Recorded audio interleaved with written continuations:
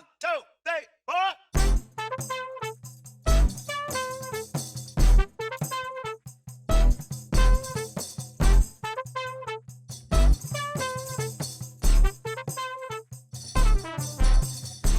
Stonewall, a building, an uprising, a revolution.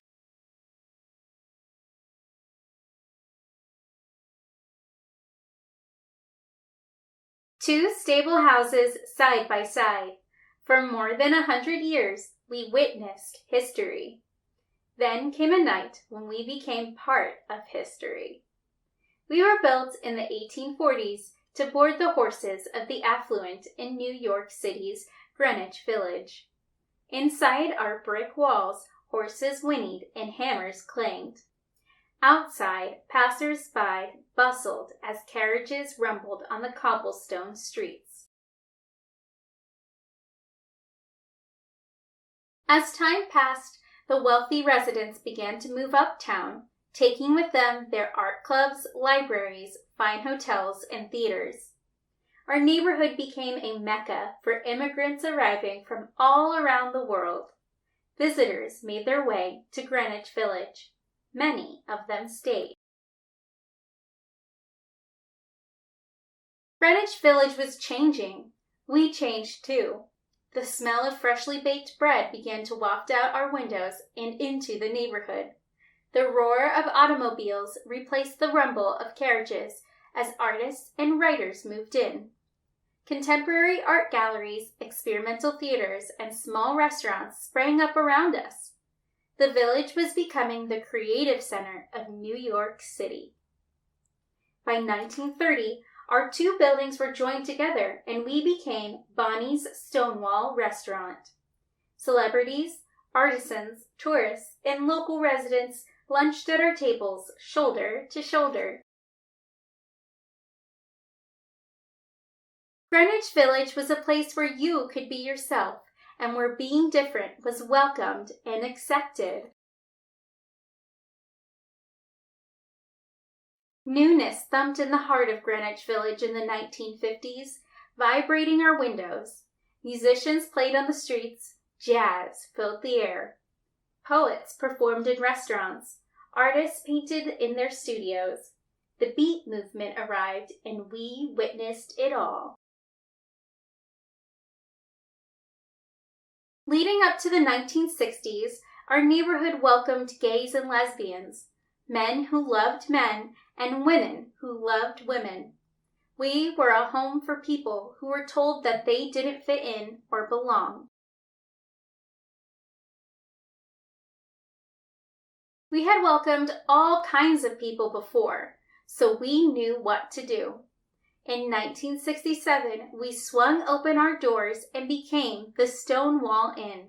Gay men and women from throughout the city and the country came to meet old and new friends, free to be themselves inside our walls. Women and men, young and old, teenagers, transgender people, drag queens, veterans, business people, students, people of different colors, religions, and cultures gathered, chatted, laughed, and danced under our roof.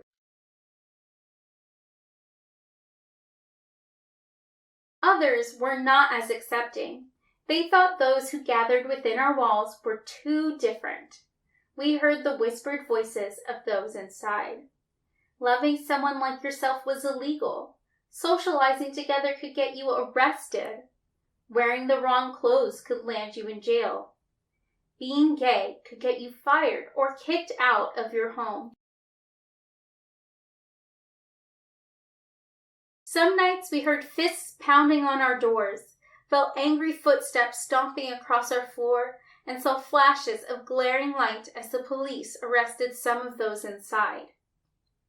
After each raid, those who hadn't been arrested left quietly, angrily disappearing into the darkness. We stood tall and kept opening our doors. People kept coming. But the police raids kept coming too. We couldn't stop them. In the steaming early morning hours of June 28, 1969, under a nearly full moon, Another raid began. "Police!" a voice shouted. "We're taking the place." Officers stormed through our doors, lining up the people inside, demanding IDs, detaining some, arresting others. This time, those not arrested didn't disappear into the night. Instead, they stood defiantly in the street and on the sidewalk under our rusty sign. This time, they weren't quiet. As the ones arrested were led to police cars and patrol wagons, the anger of the growing crowd was lit. "Why don't you do something?" yelled one woman as she was forced into a police car.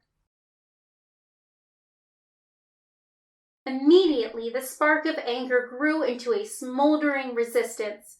Shouts and screams echoed off bricks, fists thrust in the air. We saw the faces of the crowd and felt their rage. The Stonewall Uprising had begun. The police, shocked by the defiance of the crowd, rushed back in and barricaded themselves inside.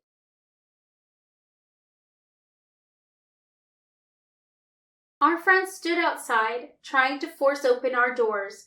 Our windows were shattered. Smoke drifted through our rooms. We stood firm. Years of silent anger inflamed the crowd.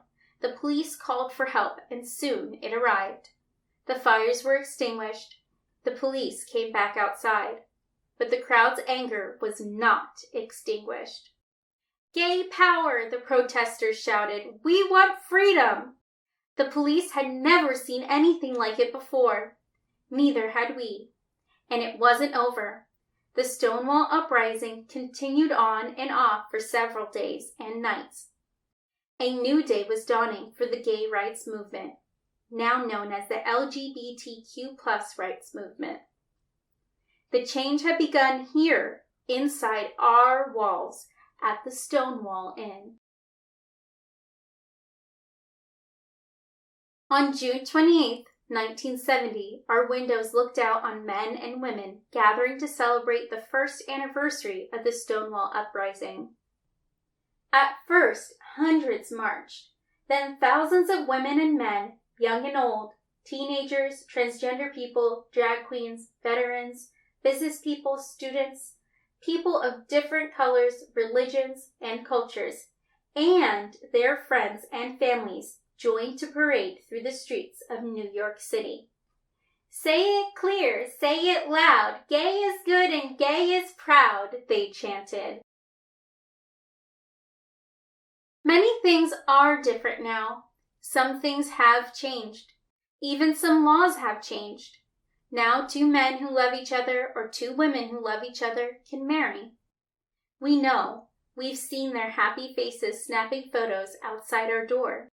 We've heard their footsteps walking side by side along our floors. We've felt their love.